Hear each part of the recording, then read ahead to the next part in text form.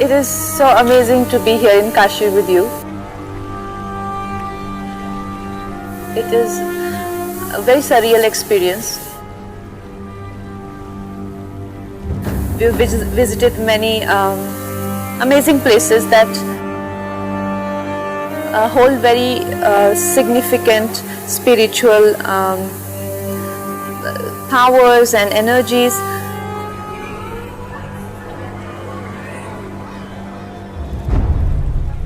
So we went to this place called Karvat.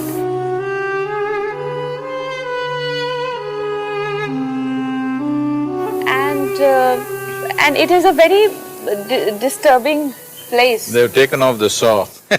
So just for little reference to the ones who are watching it, the place, there is a saw in that place, and about a century ago, there was this practice where devotees used to go and willingly submit themselves to the process, and the priest there used to slice them into two parts. Apparently that's the pursuit of enlightenment.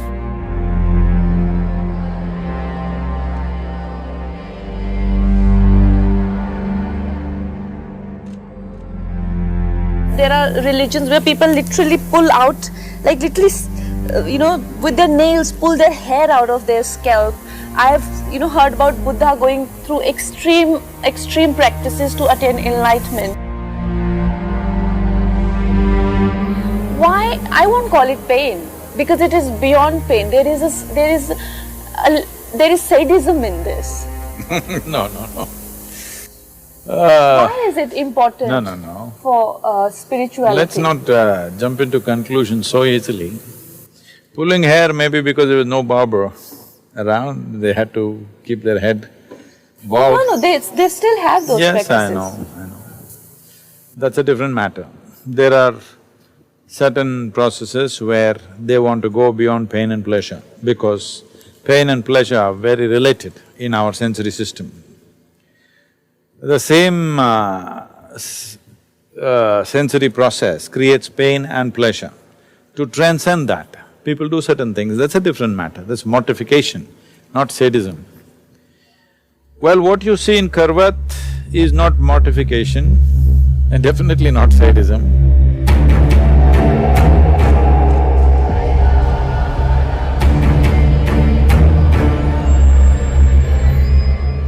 In the south,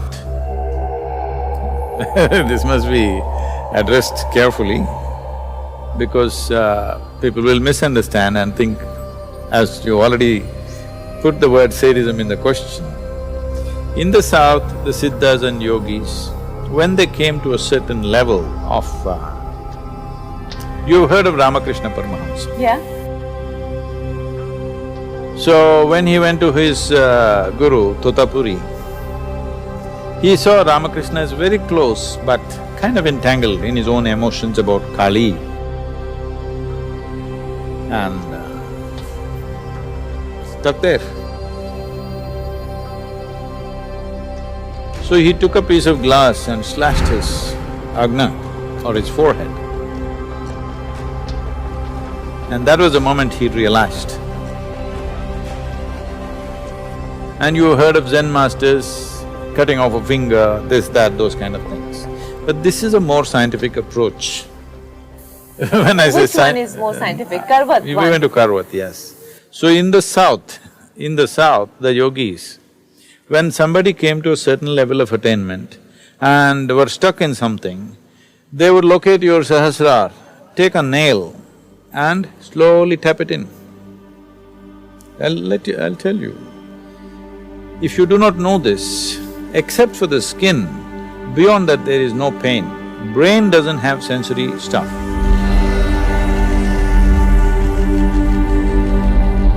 Even if we open and lop up a little bit of brain when you're conscious, you won't feel any pain, because sensory system, the brain spreads across the body, the brain itself doesn't have sensory system. I didn't know that. So the pain will be only of penetrating the skin. After that, the bone doesn't have pain of its own. So it'll go in, and if you go between the two lobes, there are two lobes to the brain. If you slice between the two lobes, if the nail goes, there'll be no pain. and they will live like this for a period of time, maybe 40 days or 60 days or a few days, maybe 2, 3 days, with a nail hole in the thing, they will protect it and they will live like this. They will usually put a patch of turmeric so that it doesn't get infected or anything, but they put the hole because by sadhana they've come to this place, but they're not able to spill out on the top. This is the seventh chakra called Sahasrara. They're not able to come out, so they're using a little bit of a mechanical help. So that looks like it's been taken to a different level here, where they decided to, between the two lobes, to put a saw and release it. This idea that somebody was slicing you right through the body, I think is more of a lore around here, but they must have used the saw just to, open the skull part of it a little bit, and they might have gone between the two lobes a little bit. Because when I went there today morning, I went down to the linga. This linga is made in terms of, this traditionally, we look at it this way. There are 3 points in your ajna of transcendence. This is called as Rudra, Hara and Sadashiva. Sadashiva means eternally in that state. So everybody is trying to get there, but when your sadhana is not getting you there, you're trying to use a mechanical help. So they might have just sawed open a little bit. But right now in the folklore here, they're saying they sawed you right through. Or maybe once they were dead, once they left the body, they might have sawed through, I don't know, that's out of ignorance. There's no need to saw through the body. They might have just sawed open. It might have been a small instrument to slightly surgically open up that space. So when I went there, I saw in terms of energies, there are many great beings who have left in a very wonderful way.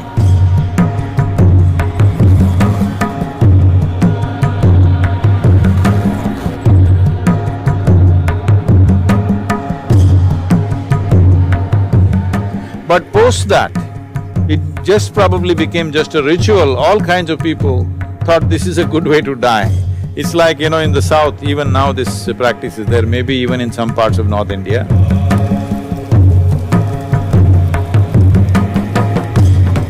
When somebody dies, they will make them sit in Padmasana.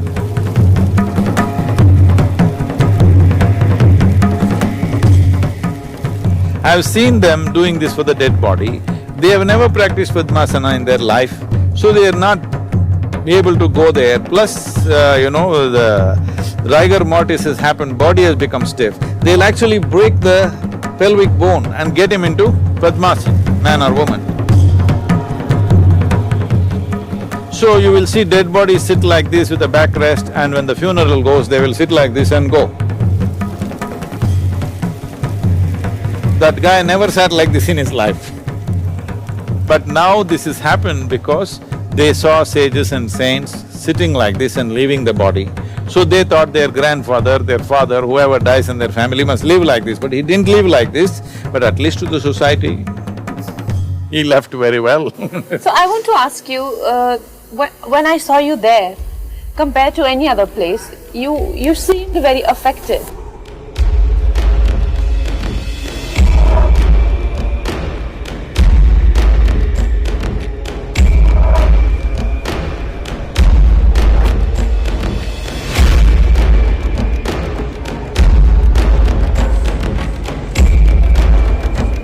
Affect is not the word, what the thing is, as I said, this is a place where many great beings have left their body.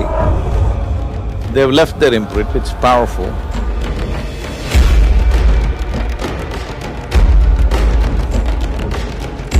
But many have simply died for nothing. They just went and killed themselves. Well, it is a mistaken suicide. That also has happened. But I'm interested in those who left well.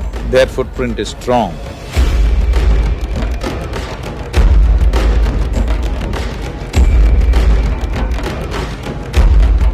So, what is a certain process? Over a period of time, it gets exaggerated and becomes just a ritual and becomes ugly and then becomes exploitation.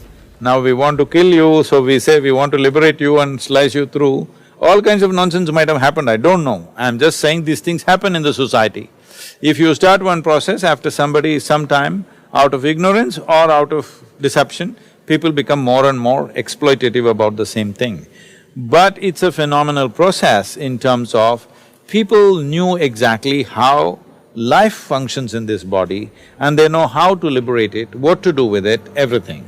That is fantastic. That is what Kashi represents.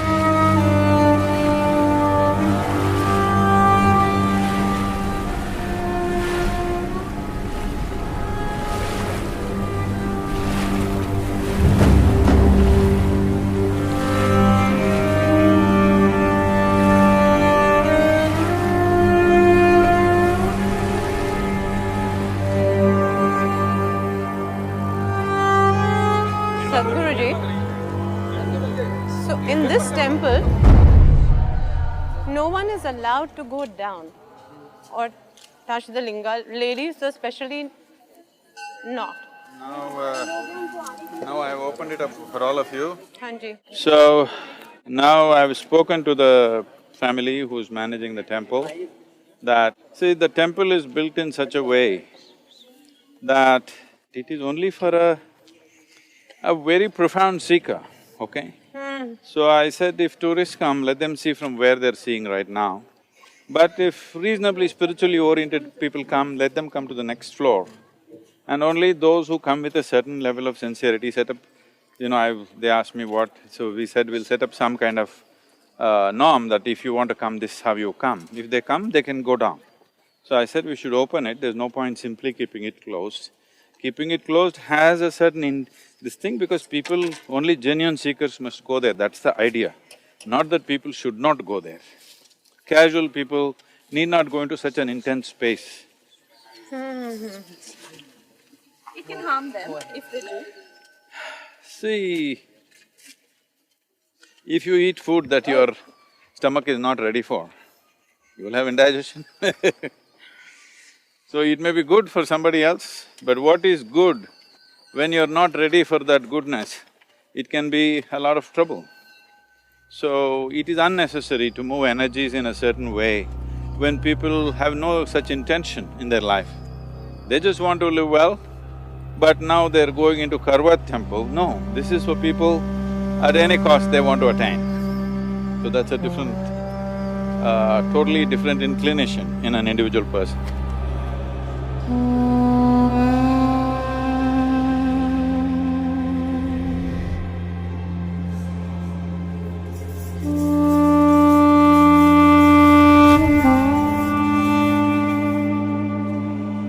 For this, they were willing to go to anything. To the most cruelest thing that you can do, to the filthiest thing that you can do, or whatever you could do. These are not the only things, there are many other thousands of ways, but I'm just taking the most extreme to tell you how significant it was in human mind and in human consciousness to attain to liberation. That's how significant it was. There are many sages and saints, like for example Mirabai and also Surdas.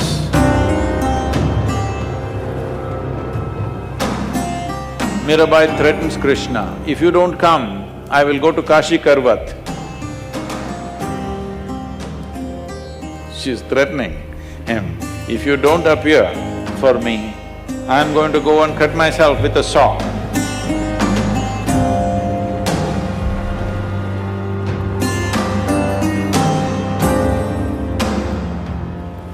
So, during the British era, they banned it, but still it was kept aside and people were still going and falling on the saw. Then they removed the saw, it is said it is, I don't know in which museum, in some British museum right now if you want it. So you can't threaten me. So this is how significant it was, seeking liberation.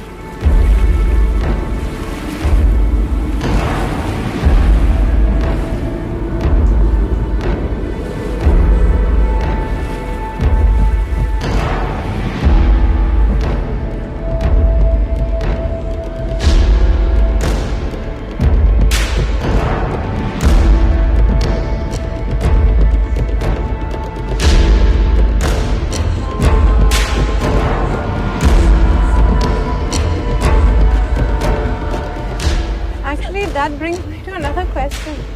Is the Karvat temple at all for just people, say just simple people like me? I mean, when I come to Varanasi, is this a place for It me is to- not. You should just go to Avimukteshwara or Vishwanath temple, or if there are a few other things.